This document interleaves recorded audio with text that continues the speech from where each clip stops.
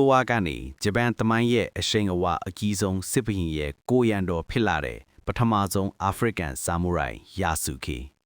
ဂျပန်နိုင်ငံရဲ့သမိုင်းမှာဆန်ကိုကူလို့ခေါ်တဲ့စစ်ဘုရင်တွေအပြားရဆိုင်နေလူခဲ့ကြတဲ့ကာလဟာသွေးကြောင်စီးခဲ့တဲ့ကာလတစ်ခုပါ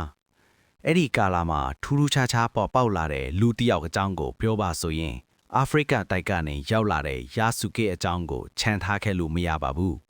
သူဟာဂျပန်သမိုင်းမှာပထမဆုံးသောနိုင်ငံသားဆာမူရိုင်လို့ပြောအပ်မှာဖြစ်ပါတယ်။အာဖရိကသားတွေဟာငကိုကလေးကလူထွားကြီးတွေဆိုတော့ယာစုကေဟာခွန်အားဗလမှာရောအရက်အမောင်းမှာပါဂျပန်ဆာမူရိုင်းတွေထက်တော်တော်လေးကိုတားခဲ့တာဖြစ်ပါတယ်။မှတ်တမ်းတွေအရယာစုကေဟာ1550ပြည့်နှစ်ဝန်းကျင်လောက်မှာအာဖရိကတိုက်မှာမွေးဖွားခဲ့တာထင်နိုင်ပါတယ်။သူဟာငယ်စဉ်ဘဝမှာလူကုန်ကူးခံရပြီးအိန္ဒိယကိုရောက်သွားခဲ့တာဖြစ်နိုင်ခြေရှိတယ်လို့လည်းဆိုကြပါတယ်။ယာစုကေဟာဂျပန်ကို1589ခုနှစ်မေလမှာပထမဆုံးခြေချခဲ့တာဖြစ်ပါတယ်။သူဟာအီတလီလူမျိုးခရစ်ယာန်သာသနာပြုပုဂ္ဂိုလ်တဦးဖြစ်တဲ့အလက်ဇန်ဒရိုဗာလီညာနိုရဲ့တက်တော်ဆောင်အနေနဲ့ရောအစေပါအဖြစ်နဲ့ပါလိုက်ပါလာခဲ့တာပါ။အဲ့ဒီအချိန်တုန်းကသာသနာပြုတွေဟာလက်နက်ကိုင်ဆောင်ခွင့်မရှိတာကြောင့်သူတို့ကိုကာကွယ်ဖို့အတွက်ယာစုကေလိုမျိုးခွန်အားဗလကောင်းမွန်ပြီးယုံကြည်စိတ်ချရတဲ့သူတွေကိုဘော်ဒီကက်အဖြစ်ငားရန်လီရှိကြပါတယ်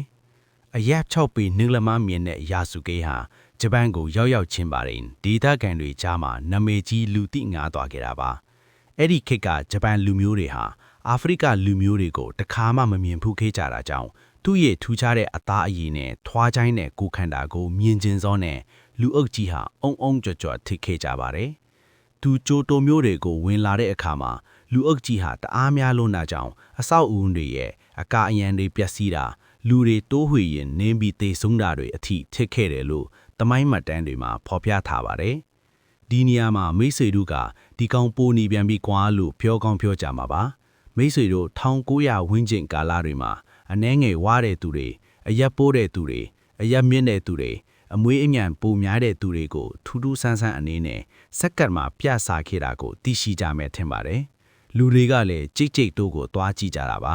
အခုလေဒီသဘောမျိုးပါပဲဂျပန်တွေအတွက်အဲ့ဒီအချိန်တုန်းကယာစုကေဟာတခါမှမမြင်ဘူးတဲ့လူဒူးလူစန်းကြီးထစ်နေတာပါ1580ခုနှစ်မှာယာစုကေဟာဂျပန်ရဲ့ဩဇာအကြီးဆုံးစစ်ဘုရင်အိုဒါနိုဘူနာဂါနဲ့ပထမဆုံးတွေ့ဆုံခွင့်ရခဲ့ပါတယ်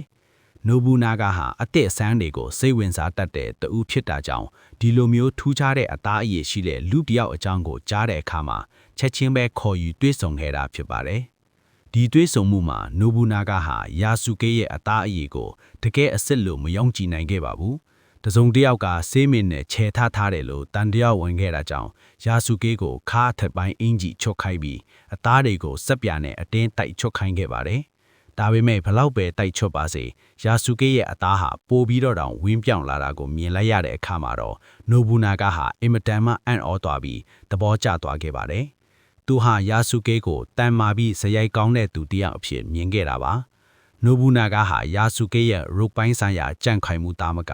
သူ့ရဲ့ဉာဏ်ရည်ထက်မြက်မှုကိုလည်းအထင်ကြီးခဲ့ပါတယ်။ယာစုကေဟာဂျပန်ပြည်မှာနေထိုင်လာတာနှစ်အနည်းငယ်ရှိပြီဖြစ်လို့ဂျပန်စကားကိုအတိုင်းအတာတစ်ခုအထိပြောဆိုနိုင်နေပြီဖြစ်ပါတယ်။နိုဘူနာဂါဟာယာစုကေကိုအရန်သဘောကျသွားတဲ့အတွက်သာသနာပြုဗာလီညာနိုစီကနေသူ့ရဲ့အစီအပါအဖြစ်နဲ့တောင်းဆိုခဲ့ပြီးယာစုကေဆိုတဲ့နာမည်ကိုပေးခဲ့တာဖြစ်ပါတယ်။တချို့သမိုင်းပညာရှင်တွေကတော့ယာစုကေဟာအာဖရိကမှာရှိစဉ်ကတည်းကစစ်သားတစ်ယောက်ဖြစ်နိုင်ပြီးအလက်ဇန်ဒရိုဗာလီညာနိုကသူ့ကိုတိုက်ရိုက်ခိုက်ခဲ့ရောခွန်အားဗလကောင်းလို့ပါတက်တော်ဆောင်အဖြစ်ငှားရမ်းခဲ့တာဖြစ်နိုင်တယ်လို့ဆိုကြပါတယ်။နိုဘူနာဂါရဲ့ကိုရေးအရာရှိဖြစ်တဲ့အိုတာဂျူဝီချီရဲ့တားတဲ့နိုဘူနာဂါကိုခိမတန်းမှာယာစုကေကိုလူဆယ်ယောက်စာခွန်အားရှိတယ်လို့အတိအလင်းဖော်ပြထားပါတယ်။ယာစုကေရဲ့အရာအမောင်ဟာ6ပေနင်းလက်မဝန်းကျင်ရှိတယ်လို့ဆိုပါတယ်။အဲ့ဒီအချိန်ကဂျပန်အမျိုးသမီးတွေရဲ့ဗျမ်းမြအရာဟာ9ပေလောက်ပဲရှိတာကြောင့်ယာစုကေဟာလူအုပ်ကြားမှာဘလူးတယောက်လိုထီးကြီးဖြစ်နေခဲ့တာပါ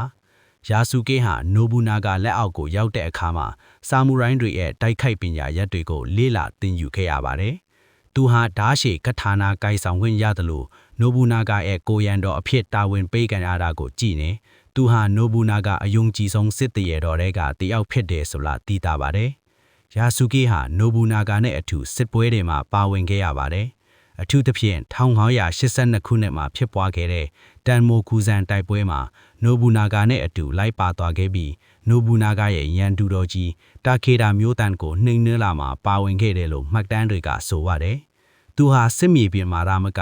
နိုဘူနာဂါရဲ့နယ်လေလက်ပြီးကြီးစုမှုတွေမှာပါအမြဲတမ်းဘေးနားကနေပါဝင်ခဲ့သူဖြစ်ပါတယ်။နိုဘူနာဂါဟာယာစုကေကိုဂျပန်လူမျိုးတယောက်လိုအဆောင်အယောင်တွေပေးခဲ့တာပါ။အရင်ဆုံးဆာမူရိုင်းတွေသာဂိုင်ဆောင်ခွင့်ရှိတဲ့ဓာရှည်ခထာနာကိုယာစုကေကိုပေးရခဲ့ပါတယ်။ဒါဟာဆာမူရိုင်းတယောက်အဖြစ်တရားဝင်အတိအမှတ်ပေးလိုက်တဲ့သဘောပါပဲ။သူ့အထက်တီးတန့်နေထိုင်ဖို့အိမ်တစ်လုံးပေးခဲ့ပါတယ်။ဒါကအစေခံတယောက်လိုသဘောထားတာမျိုးမဟုတ်ပါဘူး။ရီကအသုံးစရိတ်နဲ့လာစာငွေလေးပေးခဲ့ပြီးအစေခံတွေပါထားရှိပေးခဲ့တယ်လို့မှတ်တမ်းတွေမှာပါရှိပါတယ်။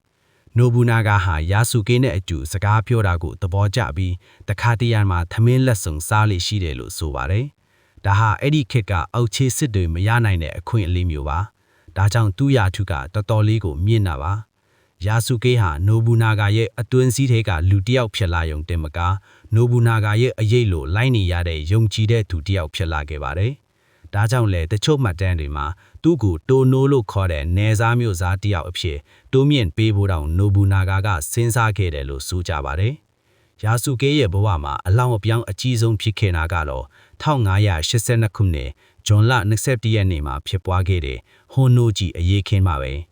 နိုဘူနာဂါရဲ့လက်အောက်ခံဘိုးချုပ်တူဖြစ်တဲ့အာကေချိမီဆွတ်ဟီဒေဟာတစ္ဆာဖောက်ပြီးနိုဘူနာဂါတဲနေတဲ့အကြောင်းတော်ကိုစစ်သွင်းအင်အား1300လောက်နဲ့ဝိုင်းရန်တိုက်ခိုက်ခဲ့ပါတယ်။အဲ့ဒီအချိန်မှာနိုဘူနာဂါဘေးနာမှာယာစုကေအပါအဝင်နန်းလိုက်30လောက်ပဲရှိနေတာပါ။ရန်သူတွေဟာကျောင်းတော်ကိုမိရှို့ပြီးဝိုင်းထားတဲ့အချိန်မှာယာစုကေဟာသူ့ရဲ့တခင်ကိုကာကွယ်ကိုအ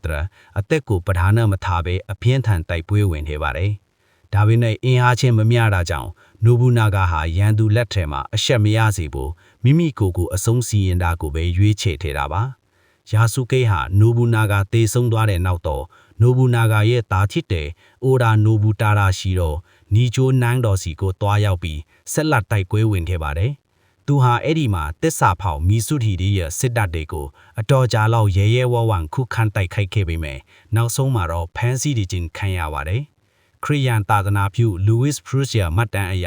ယာစုကေဟာနီချိုနန်းတော်မှာတိုက်ပွဲဝင်ရင်းနဲ့ဒဏ်ရာရပြီးအဖမ်းခံရတယ်လို့ဆိုပါတယ်။ဒီနေရာမှာယာစုကေရဲ့တစ္ဆာရှိမှုကိုပြသတဲ့ပုံပြင်တစ်ခုလည်းရှိပါတယ်။အဲ့ဒါကတော့နိုဘူနာဂါကသူ့ရဲ့ခေါင်းကိုရန်သူတွေလက်ထဲမရောက်စေဖို့ယာစုကေကိုအနံ့ခဲ့ပြီးယာစုကေကအဲ့ဒီဥခေါင်ကိုယူသွားခဲ့တယ်ဆိုတာပါ။အာကေချီမီဆုထီဒီဟာနိုဘူနာဂါရဲ့ခေါင်းကိုရရင်သူဟာဂျပန်ရဲ့အရှင်သခင်အဖြစ်တရားဝင်ကြီးညာနိုင်ပေမဲ့ယာစုကေကြောင့်သူဟာနိုဘူနာဂါရဲ့ခေါင်းကိုမရရှိခဲ့ဘူးလို့ဆိုကြပါတယ်။ယာစုကေဖန်ဆီးခံရတဲ့အခါမှာတစ္ဆာဖောက်မီဆုဟီဒေက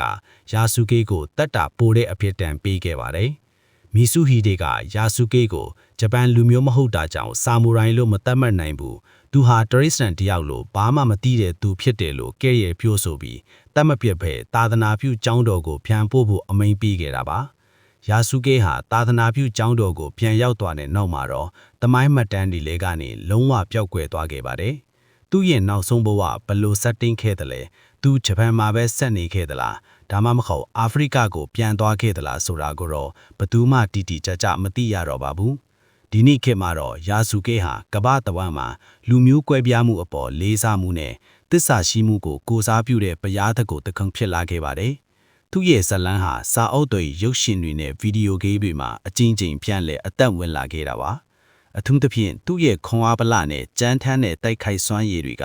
ဂိမ်းလောကမှာတကယ်ကိုစိတ်ဝင်စားဖို့ကောင်းတဲ့ဇက်ကန်တစ်ခုဖြစ်လာခဲ့တာပါ။သူဟာရုပ်ပိုင်းဆိုင်ရာမှာကြီးမားထွားကြိုင်းတယ်လို့ဂျပန်စာကိုတင်ယူခြင်းနဲ့သခင်အဖို့တစ္ဆာရှိခြင်းဟာလည်းသူ့ရဲ့နှလုံးသားကြီးမားမှုကိုပြသနေတာဖြစ်ပါတယ်။ယာစုကေရဲ့ဇလန်းဟာဂျွန်ဘဝကနေဆာမူရိုင်းအဆင့်အထိတက်လန်းနိုင်တဲ့အာဂလူမာတူရဲ့အကြောင်းပဲဖြစ်ပါတယ်။ Robin